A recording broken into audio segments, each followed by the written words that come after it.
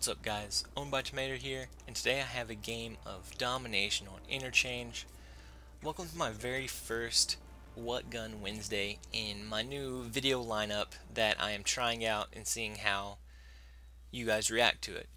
This video lineup, I put out videos at specified times each week on certain days of the week. The days are Monday, Wednesday, Friday at 5 p.m. Central Time.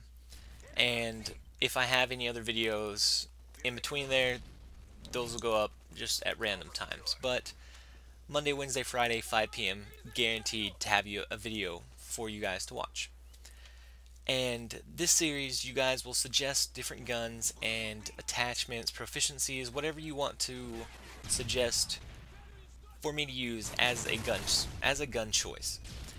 And you can suggest those to me in the comment section of the previous What Gun Wednesday video, or if you don't want to navigate to try and find that last video that I've put up, maybe you're seeing this one months after I've first uploaded it, and you still want to suggest a gun. You can do that by messaging me, and I do check both those outlets like 20. I check my email 20 times a day, and I get emails for both of those. So I might not always be able to get back to you right away on your comments and messages, but I do see every comment that you guys leave, and I know I say this all the time, but I appreciate them. I really do. Anyways, this week I didn't have any suggestions for a gun or proficiencies or attachments or anything, because I didn't put out a video asking for suggestions. So instead of just skipping it completely this week, which I really didn't want to do, I wanted to make sure I had a video for today. I took it upon myself to suggest a gun to myself, I guess you could say. And I chose a gun that's outside of my norm. I don't usually use this gun. As you've seen in my other videos, I usually use the UMP. The submachine gun classes just generally fit my playstyle better than assault rifles. I find myself close to mid-range much more often than I find myself trying to shoot someone long-range, because I'm almost always in their spawn just creating havoc, really.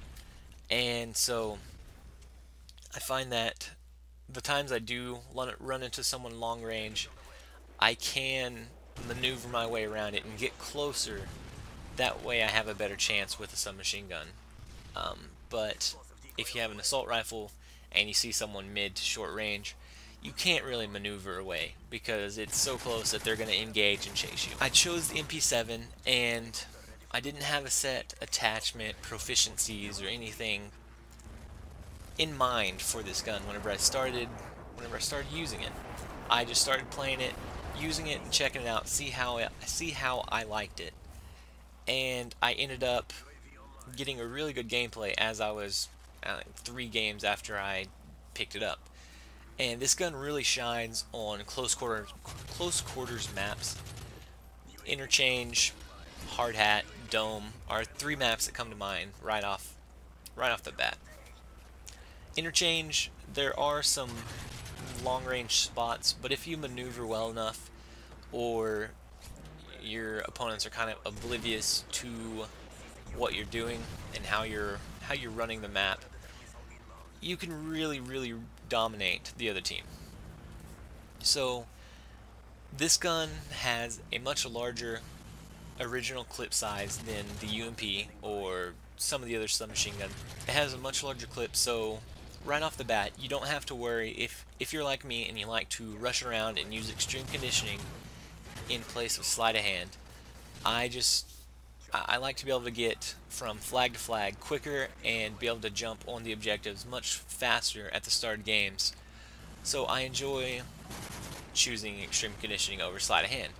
And the only problem with the UMP as I'm leveling it up, the clip size isn't that great. So if I am in the middle of the action with a UMP and extreme conditioning, I can't usually reload quick enough to time it well enough that I'm going to be able to take out all the guys around me and that are spawning beside me. And what's good about this gun is right off the bat, it'll fire 40 bullets before you have to reload. And so that's, I mean, it does fire quicker, but you can generally spray and easily get 2 to 3 people if your bullets aren't dead on. If they're dead on, you can get loads of kills. But I mean, on average, if you're taking just a few shots per person and you're finding them close range, you can take out 2, 3, or 4 people before you have to reload. This gun does have a little bit more recoil than the UMP, or say the P90 or the PP90, but it's not so much recoil that it's just completely unbearable. And especially with the kick proficiency, it kind of tones down the recoil to an even more tolerable level. You don't, I mean, if you're running into someone close range, you don't have to worry about it, and even mid-range, you can generally take someone out before the recoil becomes a nuisance. This gun it's definitely not designed for long range, just like submachine guns. But if you work the UMP well enough, you can take someone out long range. This one, it's a little bit more difficult. The sway, I find, is a little bit harder to take out a long range opponent that's not paying attention. But seeing as how it's easily maneuvered so that you get closer to the opponent instead of trying to take that long range shot, it's not a problem. This gun isn't unlocked until very late into the Prestige. I believe it's level 74 that you unlock this gun. It's the very last submachine gun that you unlock. So unless you spend a Prestige token so that you have this gun each time you Prestige, no matter what level you are, or maybe you don't Prestige at all and you're just staying at max level, or you've been through all the Prestiges and you don't have to Prestige anymore. Either way, unless you for some reason keep this gun unlocked in some way, shape, or form, you're not going to have a whole lot of playtime with this gun, maybe 6 levels or so.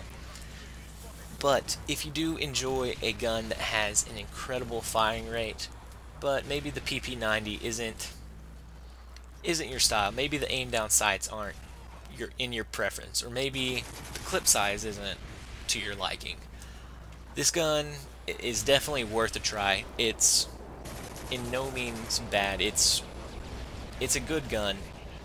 Long range, definitely not. So any submachine gun you're gonna find not long range. Mid range, it can hold its own against some of the other submachine guns and assault rifles. Close range, incredible. It really shines close range.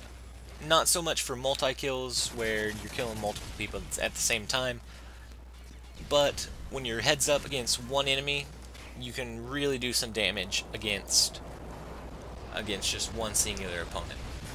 But anyways, guys, remember to leave your gun suggestions in the comment section below in this video.